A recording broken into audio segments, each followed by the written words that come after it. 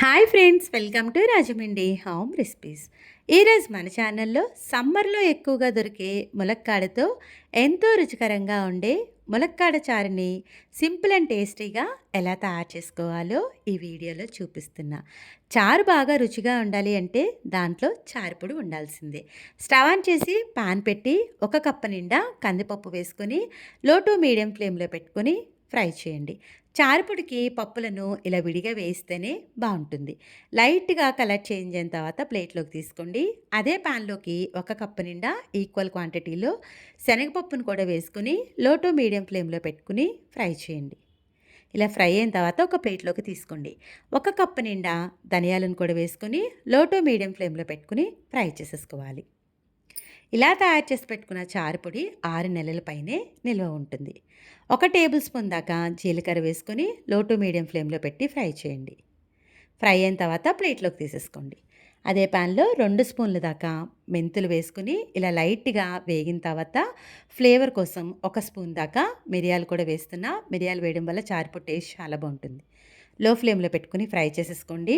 12 నుంచి 10 దాకా ఎండుమిర్చి వేసేసుకుంటే స్పైసీగా ఉంటుంది. లో ఫ్లేమ్లో ఇలా ఫ్రై అయిన తర్వాత స్టవ్ ఆఫ్ చేసేసి పప్పులన్నీ చల్లారిన తర్వాత మిక్సీ జార్లో వేసి పౌడర్ చేసుకోండి. చారు చేసుకోవడానికి ప్యాన్లో ఆయిల్ వేసుకోండి. హీట్ అయిన తర్వాత పావు స్పూన్ దాకా మెంతులు వేసుకోండి. 1 స్పూన్ దాకా మినప్పప్పు, ఆవాలు, జీలకర్ర వేసుకొని ఆవాలు కాస్త చిటపళ్ళాడిన తర్వాత 1 స్పూన్ దాకా ధనియాలు వేసుకోండి. ఏ చారైనా మెంతులు, ధనియాలు స్కిప్ చేయకుండా వేసుకుంటేనే బాగుంటుంది. కట్ చేసి పెట్టుకున్న ఉల్లిపాయ, 4 పచ్చిమిర్చి వేసుకొని లో ఫ్లేమ్లో పెట్టుకొని ఇలా కలుపుతా ఫ్రై చేయండి. కొద్దిగా వేగిన తర్వాత ఒక 3 ఎండుమిర్చిని కూడా వేసేసుకోండి. కొద్దిగా ఉప్పును వేస్తున్నాను. ఉప్పు ఇలా ముందు వేయడం వల్ల ఉల్లిపాయ తొందరగా వేగిపోతుంది. మీడియం ఫ్లేమ్లో పెట్టుకొని ఆనియన్ ట్రాన్స్పరెంట్గా ఫ్రై అయ్యే వరకు ఫ్రై చేసుకోవాలి. క్లీన్ చేసి పెట్టుకున్న కరివేపాకు కూడా వేసుకుని ఉల్లిపాయ ఇలా కాస్త లైట్గా వేగిపోయిన తర్వాత దీంట్లోకి కట్ చేసి పెట్టుకున్న ములక్కాడలను అయితే వేసుకోవాలి. ములక్కాడలు వేసిన ఫ్లేమ్ని మీడియం ఫ్లేమ్లో పెట్టుకుని 5 నిమిషాల పాటు ఆయిల్లో కలుపుతా ఫ్రై చేయండి. ఇలా ఫ్రై అయిన తర్వాత మూత పెట్టేసి లో ఫ్లేమ్లో 10 నిమిషాలు కుక్ చేయండి. 10 నిమిషాల తర్వాత మూత తీసి ఒక్కసారి గరిటెతో కలిపేసేయండి. చూడండి, ములక్కాడలు ఆయిల్లో చక్కగా వేగినాయి కదా. ఇప్పుడు 2 టమాటోలు చిన్న ముక్కలుగా కట్ చేసి బాగా కలిపేసి మూత పెట్టేసి టమాటో సాఫ్ట్గా కుక్ అయ్యే వరకు కుక్ చేసుకోండి. 10 నిమిషాల తర్వాత మూత తీసి ఒక్కసారి గట్టితో కలపండి. చూస్తున్నారు కదా, టమాటో సాఫ్ట్గా కుక్ అయింది కదా. పావు స్పూన్ దాకా పసుపు, 1 స్పూన్ దాకా రెడ్ చిల్లీ పౌడర్ వేసుకుని బాగా కలిపేసేయండి.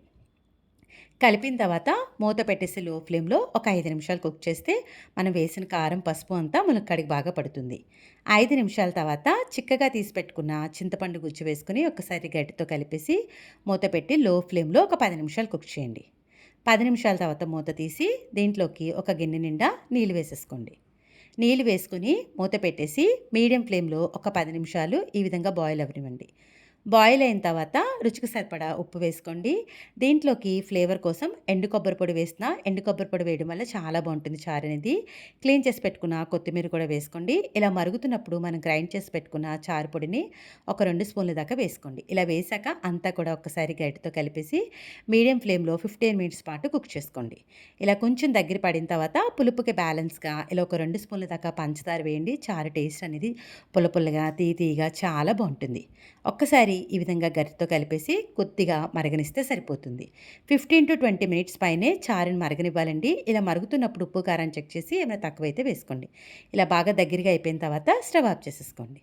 అంతే, ఎంతో టేస్టీగా సీజనల్గా దొరికే ములక్కాడతో రుచికరమైన ములక్కాడ చారు అయితే రెడీ అయిపోయింది. ఎందుకు ఆలస్యం, మీరు కూడా నేను చెప్పిన ఈ చారు పొడి అన్నీ వేసి ములక్కాడ చారుని ట్రై చేసిన తర్వాత ఎలా వచ్చిందనేది మీ అమూల్యమైన ఫీడ్బ్యాక్ని మటుకు నా కామెంట్ సెక్షన్లో తెలియజేయడం అయితే మర్చిపోవద్దు. Thanks for watching my video. Please like, comment, share, subscribe my channel.